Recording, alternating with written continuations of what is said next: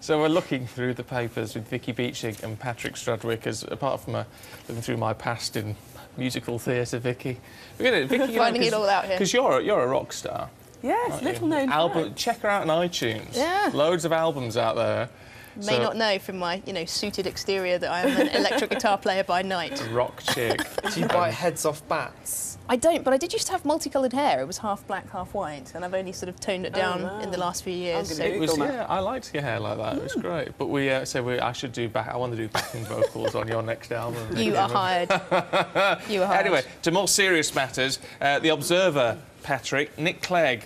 Looking at drugs. Yeah, Nick Clegg, writing in The Observer today, says that he wants to, first of all, have a discussion about drugs laws and also to reform drug laws, which is good, except that he doesn't actually specify how he wants to reform drug laws.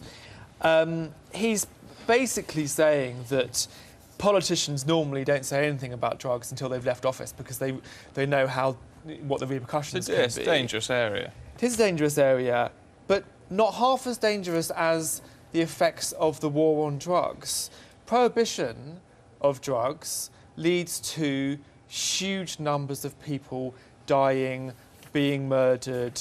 It leads to enormous corruption, a huge black market, and it has been one of the great failures of the last 100 years. But what it would seem, when there's been a lot of studies, a lot of research, and then no one has ever come to a conclusion as to whether the effects of that prohibition are any better or any worse than the effects of sanctioning drug use. Because all we have to do is look at Portugal. They decriminalised all drug usage, and drug usage did not increase. And they implemented good programmes for treating people with addictions, and that quelled the number of addicts. There is a difference between... specific, though, couldn't it? I think, my gut feeling is that we could do with trialling it here just to see addiction is if addiction. a different approach drug works. usage is drug use. Cultures are different, aren't they? I mean, every culture is unique, so but the nature of drug use and addiction doesn't change wherever you go. I mean, an addict in Britain is the same as an addict in Uganda or an addict in California. Possibly, but I don't think we've really given it a fair try here. I don't think. I mean, just well, not here, but you look at Portugal and you can see that it has been a success to decriminalise drugs. Now, I'm not suggesting a complete free-fall, but if you decriminalise and regulate, you get rid of a black market, you get rid of whole South American countries crumbling under the weight of these terrible gangs, these terrible cartels, destabilising governments, leading to enormous levels of mass murder, and you therefore find a position where you can actually help people with problems. You can tax it. And it's so. But do you sanction it? Are you sanctioning drug use? That's you do in some ways. That's kind of the moral and ethical underpinning of it, isn't it? And it's very difficult not to communicate that at the same time, even if you're drawing on good statistics and proven but research. Do you think we sanction the use of alcohol? Well, yes, we do sanction the use but I of think alcohol. and people culturally have accepted that, haven't they? But it's culture. It's not logical. Why should alcohol be okay and cannabis not?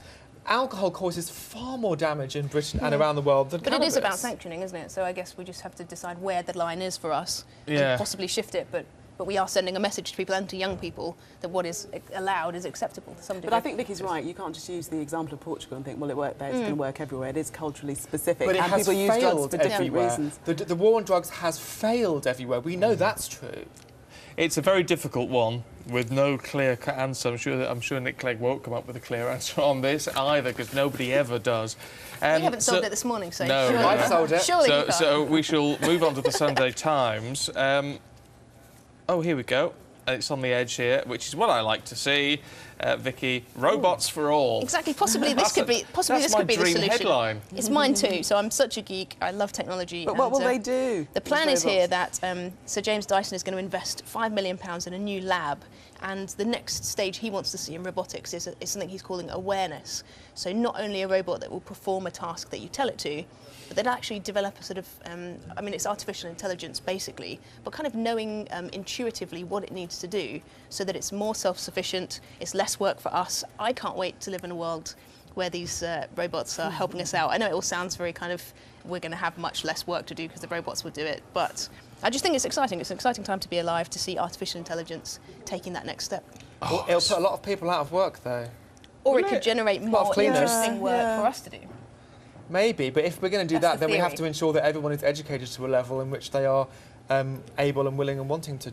Well, it allows for more creative work if robots are performing the tasks that are more kind of menial and functional, and it frees people up, hopefully, to not have to do that kind of work because it's taken care of, and then I feel theoretically. there'll be a gap between the robots coming in and us having more jobs Quite for possibly. creative Well, folk. no, because there'll be a job market created for people making robots. You could just make the robots. True. I'm not sure that market will be filled by people that were cleaners. Look, Yeah, I mean, look, technology does always open up the opportunity for control, doesn't it, and for the oppression of. it works, Patrick. Oppression of Stop people. moaning. It's a fabulous idea. It's the big future, and we're excited, aren't we? Anything that picks up my dirty laundry, I'm fine it's with. wonderful. You can have one in Shouldn't be only on a the couple of floor in the years, first place. and it'll know which laundry is yours. It'll be able to tell Yes. somehow. It will. Don't want to know how. Don't wanna know how, but it will. Look, from things very modern, Patrick, to things very ancient.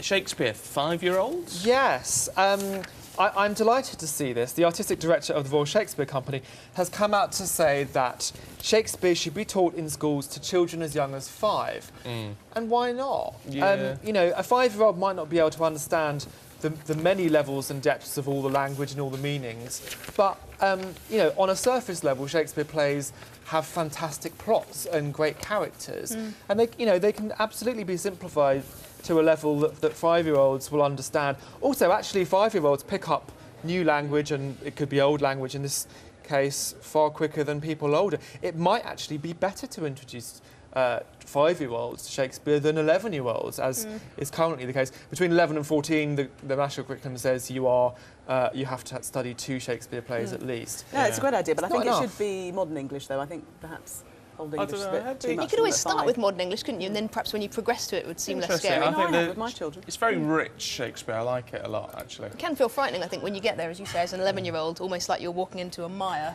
And maybe if you've had a bit of exposure as a younger child, Yeah. it's less scary. Do you know, guys, we're out of time, sadly, but you are back in an hour, so I look forward to that. Let's get a very quick check on the back pages.